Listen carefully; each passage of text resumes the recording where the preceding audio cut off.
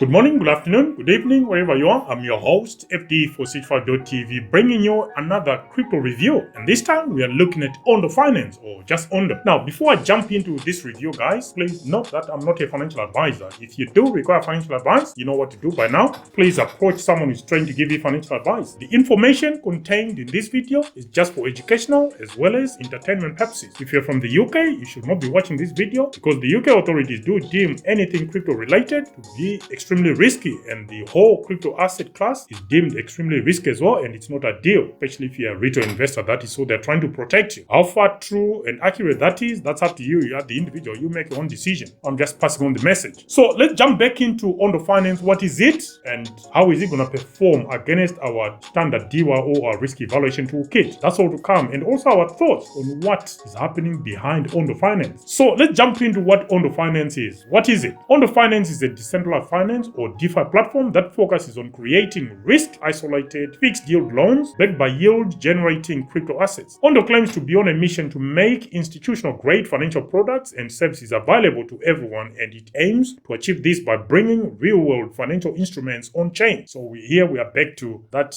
narrative that everyone is talking about, but we haven't seen much of it yet. Real-world assets, or RWAs. The platform operates on a permissionless protocol, allowing users to engage in peer-to-peer interactions without intermediaries. That is just one part of that, as you find out as we go. This setup enables both lenders and borrowers, known as liquidity providers, to contribute capital to Ondo vaults, which use smart contracts to manage loan provisions and ensure security. Now, when was it launched? Is it a new project? Because it just launched the Ondo token not long ago. Well, launched in 2021, Ondo Finance was founded by Nathan Ullman and Pinku Suran. From murdering your name, Pinku, please, I do apologize in advance. And they wanted to accelerate DeFi adoption among mainstream investors by enabling the granular exchange risks. The Ondo Foundation assisted in the launch of the Ondo DAO, which deployed and currently governs Flux Finance, the lending protocol supporting tokenized securities as collateral. So tokenized securities as collateral through Flux Finance. The foundation's mission is to democratize access to institutional-grade finance and is focused on supporting decentralized protocols like Flux, participating in the Ondo DAO community, and more recently, supporting tokenized real-world assets like USDY. Again, you'll know more about USDY as we proceed. Quite interesting. Incidentally, the Ondo Foundation, through its subsidiaries, owns 99% of the common equity in Ondo USDY LLC, the issuer of USDY. So again, you can see what's happening there. Centralization by the back door. The Ondo Foundation therefore benefits from the growth of USDY and uses proceeds from this growth in furtherance of its mission. So, just to interrupt this video briefly, the question for you guys is, why is no one talking about this USDY or bringing it out into the open? From our point of view, I think the cabal are bringing their own stablecoin, and everything lines up with the sudden shifts in Washington, including the approval of the recently approved Ethereum spot ETF, even though it's not ready for launch yet, and the much talked about stablecoin bill among the lawmakers, and I believe this is going to be approved soon. I think it's underway. Anyway, let's look at some of the key features for Ondo Finance, or just Ondo. We got Flux Finance, like we said. We got real-world assets, like that USDY, which is US dollar yield. And US dollar yield is a tokenized note secured by short-term US treasuries and bank demand deposits. USDY is accessible to non-US individual and institutional investors and is transferable on-chain 40 to 50 days after purchase. That's ridiculous. You're coming to blockchain for clarity, instantaneous transaction, and transparent. But look at that, 40 days after purchase. So it means almost 2 months you can't transfer what you've purchased. Ridiculous. Anyway, USDY is backed by a combination of US dollars held in US demand deposit accounts, for example, bank accounts, and short-term US treasuries. There is another product as well alongside USDY, and that product is called Ondo Short-Term US Government Treasuries, or OUSG. This OUSG provide liquidity exposure to short-term US treasuries with 24/7 tokenized subscriptions and redemptions, but it's not really what it means because there are time delays. For example, that 40 to 50 day on the USDY redemption or transfer, but that's not it. The significant majority of the OUSG portfolio is currently in the BlackRock USD Institutional Digital Liquidity Fund, or BUID, BUIDL, with the remainder in BlackRock's Fed Fund, or TDXX, bank deposits, and USDC for liquidity purposes. Let's look at some of the value propositions for Ondo Finance, or just Ondo. It is backed by some serious players within TradFi, the likes of BlackRock, PIMCO, Morgan Stanley, among others. And from the crypto space, you got some backers that include the likes of Coinbase, Base, Pantera Capital, and Founders Fund. Holding USDY allows holders to earn yield, an advantage over holding stablecoin. You know, with stablecoins, if you want to earn any yield, you got to engage or play within DeFi. You can't just earn a yield just by holding a stablecoin. But with USDY, you can. USDY is offered under a Regulation S exemption from the Security Exchange Commission, or SEC, which requires that Ondo does not offer it to US persons. So it is excluded from US investors, both institutional and individual or private. So again, crypto is all about access, transparency, and freedom. And they call that USDY. What a shite show. And the USDY is also effectively a tokenized loan that can trade globally in secondary markets to self-certified non-US investors. So not only is it excluded from US investors, those outside the US, they also need to be self-certified investors. Okay, you self-certify, you sign paperwork. What is that pointing at? Massively centralized. It is secured by quality collateral, if you call it that, secured by a portfolio of short-term US treasuries and high-quality bank deposits under control agreements. Now, US treasuries, are they still quality collateral? This thing could collapse at any moment. Sorry, I'm having to comment as I go and critique it. You are supposed to make your own decisions after the video, but sometimes I can't just help it. The USDY is compliant with regulations. It's issued under a continuous Reg S offering to offshore investors with best practices, know your customer, and anti-money laundering procedures. So, is that still decentralized? No, it's not. The other value proposition as well is that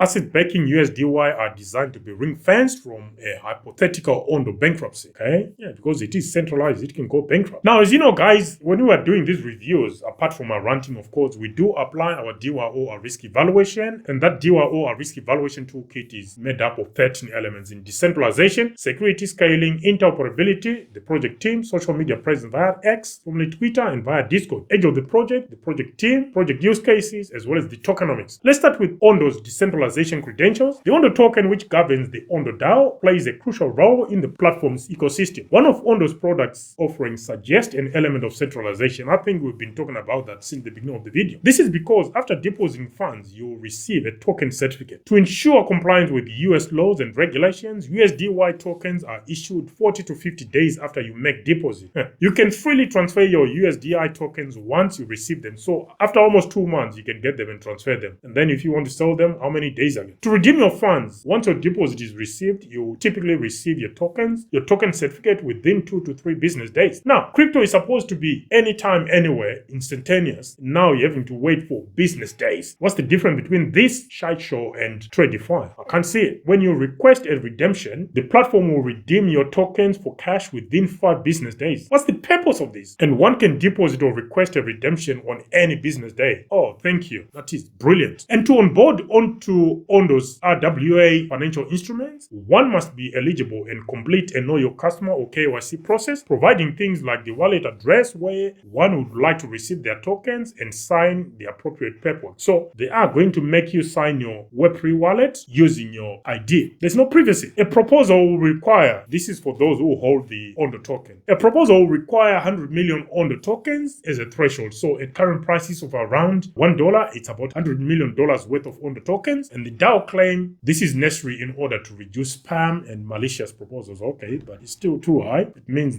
that whole voting process will end up being centralized. The proposal will only pass if there is enough voting power to pass the quorum. Moving on to security. On the USDY third-party verification is performed by Ankura Trust Company. Ankura Trust Company will act as verification agent, collateral agent. In accordance with the governing documents, Ankura will be responsible for daily reporting to investors, monitoring that the collateral remains in compliance with eligibility criteria and accelerating repayment if the borrower is in non-compliance. Because this is very much a traditional financial instrument, it is relatively secure as far as the weakest point within this whole setup. For example, once you complete onboarding and are whitelisted to invest, you will receive an email. From there on, you can deposit USDC at any time. You will start earning interest as soon as your funds are processed, typically within 2 to 3 business days. What's the point of doing that? So you're jumping, let me get this straight. You are in Web3, you are in crypto space for all sorts of reasons, and you are using this backdoor to jump out of the crypto space into TradeFi. It doesn't make any sense to me. Please make this make sense. I don't understand it. It's not making any sense at all. For those of us who have reservations around bridges within Web3, Ondo's Ondo token bridge comes with some reassurances. The Ondo token bridge accomplishes the following: security, which scales with the bridged amount, with additional signatures required to bridge larger amounts. Using existing battle-tested bridge technology, technologies such as Axlar and Layer 0. When bridged, Ondo tokens are not logged in as smart contracts on the source chain. They are burned on the source chain and reminted on the destination chain. This eliminates an attack vector common to other lock and mint token bridges. Okay,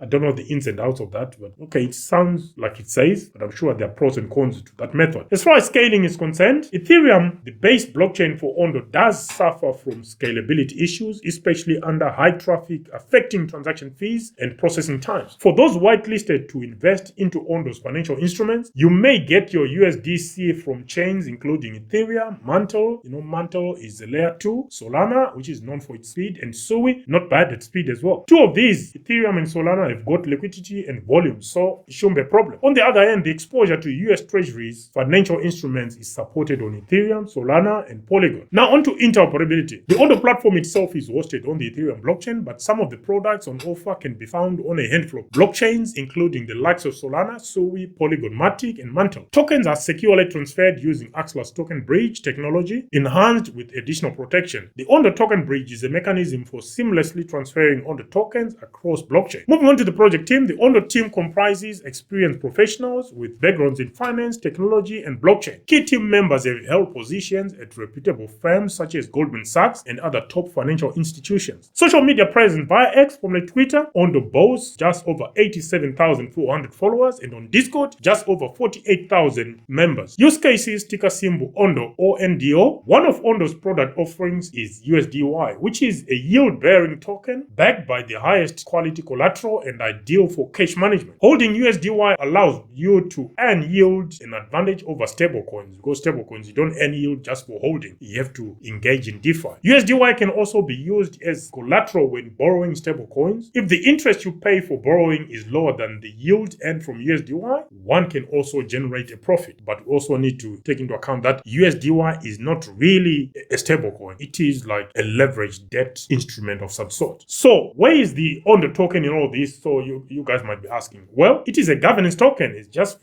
used for voting and transferring value across the Ondo platform and across different networks. Ondo token holders are entrusted with shaping the future of the Ondo DAO so that it continues to pursue its mission to democratize access to institutional grade finance. I'm not sure that's enough democratization because there is a gatekeeper. The Ondo DAO gives Ondo holders specific rights pertaining to Flux Finance, which is currently governed by the Ondo DAO. Who are the members of that Ondo DAO? I'm wondering, because Ondo Foundation itself is a non-profit entity, and then there are companies involved in the products on offer here. On to tokenomics, ticker symbol Ondo, ONDO. Token supply 10 billion with a hard cap, circulating supply 1.443 billion or 14.43%. Token distribution, sales to the community 2%, ecosystem growth 52.1%, protocol development 33%, private placement 12.9%. According to our own analysis here, because the breakdown is not that clear, insider token allocation is at the very least around 48%, but I think it can go as high as 98% because that ecosystem growth there with no clarity on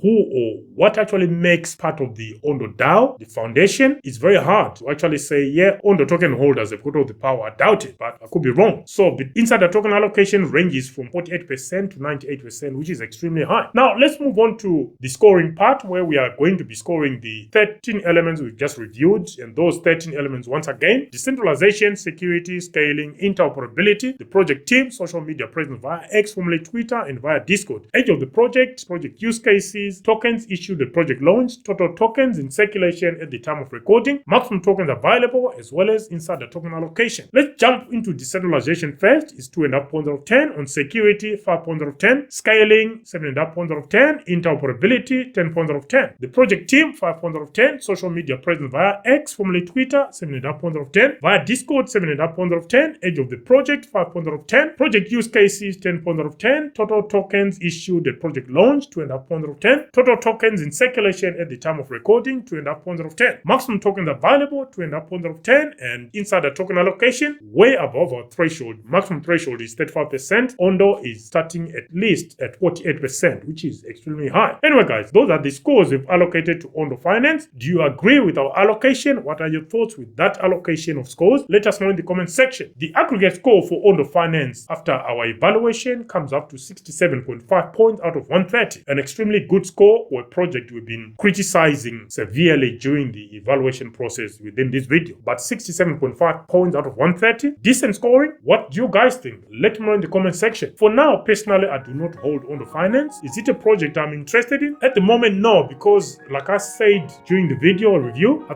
think it's a backdoor to move back from DeFi to TradeFi. That is one part I'm not really keen on. Maybe there are other parts I should investigate further, but this part of US Treasuries and the USDY, I'm not a fan, because I think it's a backdoor from DeFi to TradeFi, which is not what we want. That's not progress. We're going backward. If anything, it's a narrative. If this is what real world assets look like, it's a narrative to capture back value from DeFi back to TradeFi, and I'm not a fan of that. Unfortunately, guys, that's my take. And sometimes when people are telling you what you want to hear, sometimes you want to hear an alternative takes on what is close to your heart. And this video, I think it presents that. If you're a fan of Ondo, watch this video carefully and then do your own research to see if your heart is still in the same place after watching this video and doing further research yourself. Until the next video, guys, I'm your host, FD for 65.tv, signing out for now. Bye.